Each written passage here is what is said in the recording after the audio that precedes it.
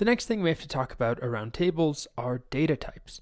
So when we define the structure of a table, we're not only saying what column names we want, for example, name, breed, and age, but we also specify the types, what type of information is permitted in each column. And this is really, really important. Imagine we have our name, breed, and age for the cats table, where age is just left up to be whatever a user puts in there.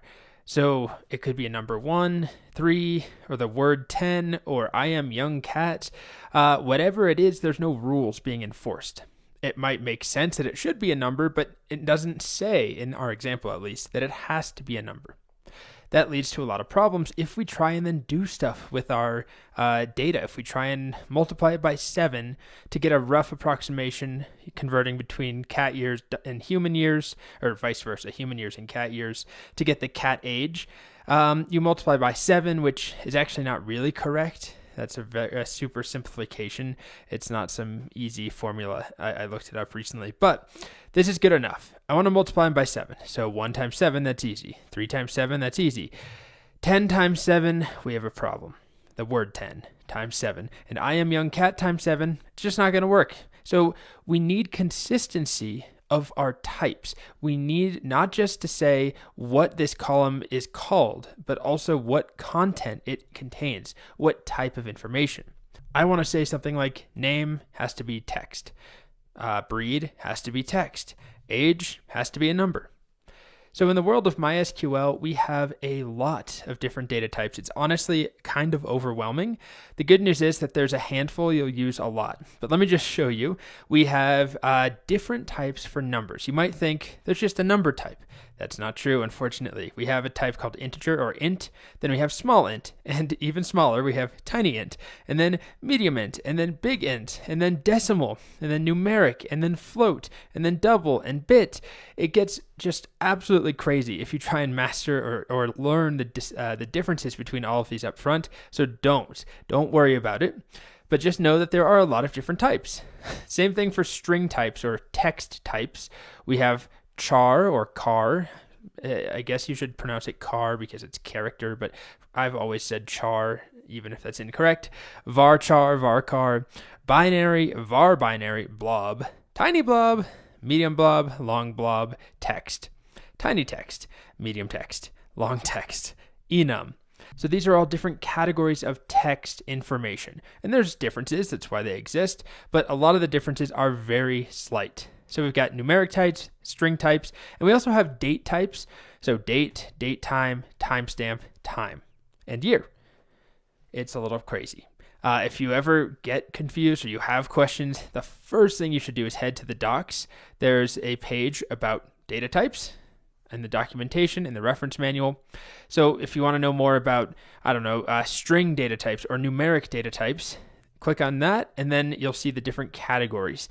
And then you can click to get more specific. If I want to learn more about small int, whatever that is compared to int, I can click here, and it will tell me. I can find out the rules, and we're going to dive into some of this stuff later in the course. So for now, we really don't need to worry. You should just know that there are different categories of information, different types, and there's 2 specifically that we're going to work with right now. Integer, or int for short, and varchar or varchar, which is a text or a string data type for textual information. So let's talk a bit more about int. Int or integer, you can write it either way, but int is nice and short, is a whole number, so no decimals, and it has a maximum value of this number right here, but this is a maximum signed value, meaning that we could also have negative this value, so negative or positive. You can have a larger maximum value if you set it up in such a way that you don't allow signed values. It's unsigned, but we really don't need to worry about that. I just need to put that in there to be specific, but at the end of the day, it's a whole number. And unless you're dealing with really big whole numbers, you really don't need to worry about the maximum size. So something like 12, that's a valid int. Negative 9,999, valid int. So is 0. So is 3145677 or 42. Those are all integers.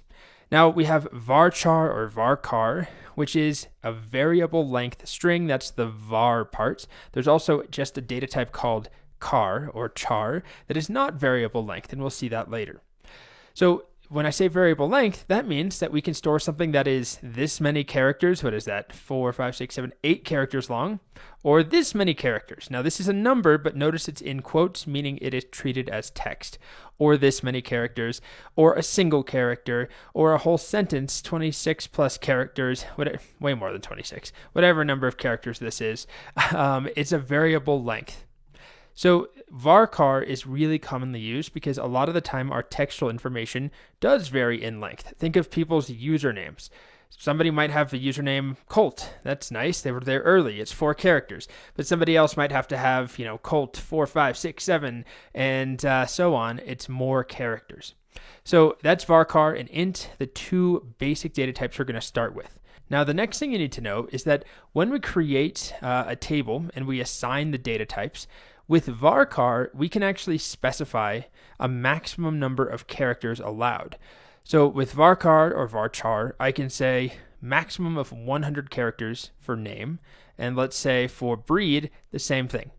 Maybe I want it smaller. It's hard to say. Is there going to be a cat name that's 100 characters or more? Maybe, maybe not, but this allows me to specify a maximum size. So it can still vary between 0 and 100 characters, but the maximum is 100 characters that we'll store in this column for each row.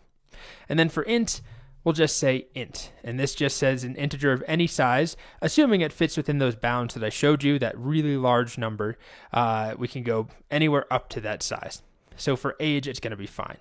Although something we might want to consider is age best stored as a whole number? What about fractions or decimals? Because right now, that is not an option if we're using integer.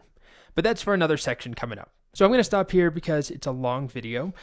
We covered a lot. The basic concept is that there are all these different data types in the world of MySQL, 10 plus number data types and 10 plus string or text data types, not to mention dates and times, and even other things like spatial data types. These are all different types that we can assign to columns in a table. And then the database, MySQL, will enforce those types. So with varchar, that's the one we're focusing on for text for now, it represents or it stores text of variable length up to whatever size we specify in those parens. And then int will store whole numbers. Okay, next up we've got a quick little activity.